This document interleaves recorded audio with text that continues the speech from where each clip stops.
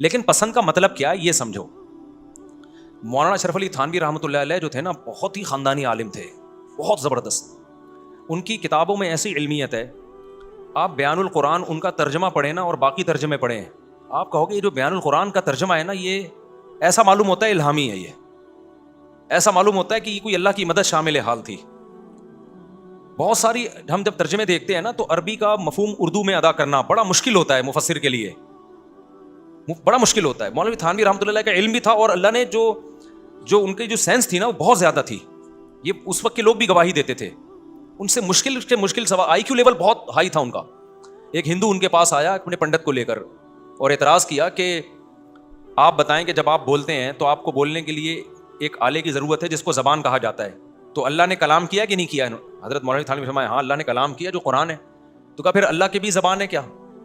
زبان کے بغیر تو کلام ہو نہیں سکتا, تو اللہ کے پاس بھی کوئی تو پارٹ ہوگا نا, کوئی عضو ہوگا, جبکہ آپ کہتے ہیں اللہ اعضاء سے پاک ہے.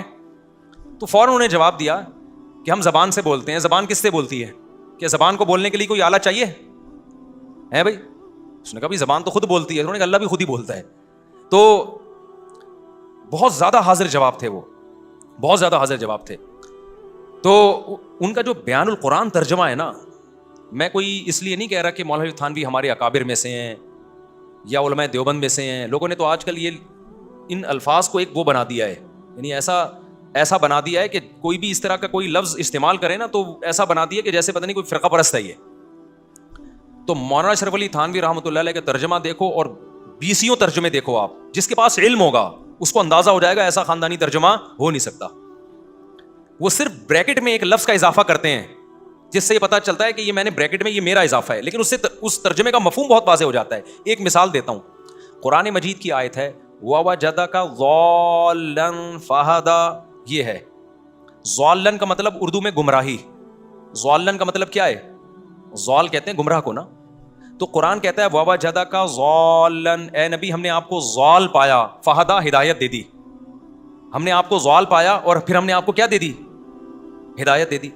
اب عربی میں جو ضال ہے نا وہ والا نہیں ہے جو اردو میں جس کو ہم گمراہ کہتے ہیں. عربی میں اس کا مفہوم کیا ہے؟ اب یہ ادا کرنا اردو میں بڑا مشکل کام ہے, جس کو عربی میں بھی مہارت ہو اردو میں بھی مہارت ہو. تو نبی تو کبھی بھی گمراہ نہیں ہوئے, نبوت سے پہلے بھی آپ صلی اللہ علیہ وسلم ہدایت پر ہی تھے. تو حکیم الامہ نے سب نے اس کا ترجمہ جو کیا نا, اس ہر ترجمے میں اشکال ہوتا ہے کہ یار یہ وہ بات ایکسپلین ہو نہیں پائی ہے. مولانا اشرف علی تھانوی رحمۃ اللہ علیہ نے اس کا ترجمہ کیا ہے وَوَجَدَكَ ضَالًّا, اے نبی ہم نے آپ کو شریعت سے بے خبر پایا, باخبر کر دیا. کیونکہ وہاں ضلالت جو ہے نا گمراہی, اس کا مفہوم وہ گمراہی نہیں ہے جو عام سینس میں. نبی کو نبوت سے پہلے وہ علم نہیں تھا جو نبوت کے بعد علم. تو شریعت کے احکام سے آپ بے خبر تھے. گمراہ پہلے بھی نہیں تھے, بعد میں بھی نہیں تھے. پہلے بھی توحید پرست تھے, پہلے بھی سیدھے راستے پر تھے. پیغمبر پیدائشی سیدھے راستے پر ہی ہوتے ہیں. شریعت کے تفصیلی احکام معلوم نہیں تھے. اس کو قرآن نے ضلالت سے تعبیر کیا ہے. اور ہدایت کا مطلب وہ نہیں جو کسی کافر کو یا کسی گنہگار کو ہدایت ملتی ہے وہ توبہ کرتا ہے. یہاں ہدایت کا مطلب کیا ہے کہ اور یعنی جو تفصیلی احکام ہے نا شریعت کے جو آپ کو معلوم نہیں تھے وہ بتا دیے. تو ایسا خاندانی ہر جگہ ایسا ہی آیتوں میں, اے نبی ہم نے آپ کو شریعت سے بے خبر پایا, باخبر کر دیا. کتنے دو لفظوں میں وہ سمندر کو کوزے میں سمیٹ دیا. تو ہر جگہ یہی ہوتا ہے. اب یہ جو آیت ہے نا فَانْكِحُوا مَا طَابَ لَكُم مِّنَ النِّسَاءِ, اے ایمان والو تم نکاح کرو جو عورتیں تمہیں پسند آئیں. اب پسند کا فوراً مفہوم یہ ہوتا ہے جو خوبصورت لگے, یہی مطلب ہوتا ہے نا. بھائی آپ کہہ رہے ہو مجھے بڑی پسند ہے وہ لڑکی, کیا مطلب؟ شکل اچھی ہے, یہی مطلب ہوتا ہے نا. مولانا تھانوی رحمۃ اللہ نے اس کا ترجمہ پسند سے نہیں کیا, بلکہ اس کا ترجمہ ایسے کیا ہے, قوسین میں ڈال دیا جو کسی بھی مصلحت سے تمہیں, آگے لکھا مناسب لگے. نہیں آئی بات سمجھ میں؟ پسند کا مطلب جس کی طرف تمہاری اٹریکشن ہو, تو اٹریکشن کا ترجمہ کیا جو تمہیں مناسب لگیں, اور قوسین میں ڈال دیا کسی بھی مصلحت سے, یعنی مناسب لگیں, اٹریکشن ہو. اٹریکشن کی بہت ساری وجوہات ہوتی ہیں, خوبصورتی بھی وجہ ہو سکتی ہے, یہ وجہ بھی ہو سکتی ہے کہ بھائی وہ خوبصورت نہیں ہے, بیوہ ہے, عمر زیادہ ہے, لیکن ثواب بھی ایک وجہ ہو سکتی ہے, بھائی ثواب میں آخرت میں کمانا چاہتا ہوں اس لیے میں اٹریکٹ ہوں اس کی طرف. بعض دفعہ یہ ہوتا ہے یار اس کے یتیم بچوں کو پالوں گا, میرے پاس اور تو کوئی نیکی نہیں ہے تو چلو اس بہانے سے شادی کر لیتا ہوں, یہ بھی اٹریکشن کا ذریعہ بن سکتی ہے. بعض دفعہ آپ کو پسند نہیں, آپ کے ابا کو پسند ہے, آپ کہتے ہو چلو میرے ابا کی بہو بن جائے گی, میں ابا کی خاطر یہ نکاح کر لیتا ہوں. تو 20 مصلحتیں ہو سکتی ہیں کسی کی طرف مائل ہونے کی.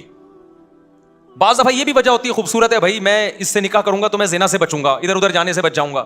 تو 20 اب یہ سمندر کو کوزے میں بند کر دیا انہوں نے. تو قوسین میں لکھا جو کسی بھی مصلحت سے تمہیں, آگے بریکٹ بند, پسند ہو. یہ مناسب لگے تو مناسب لگے توبہ کا ترجمہ ہے, اور کسی بھی مصلحت کا مطلب یہ اس میں عموم ہے, مناسب لگنی چاہیے. وجہ کیا ہے یہ تم خود فیصلہ کرو.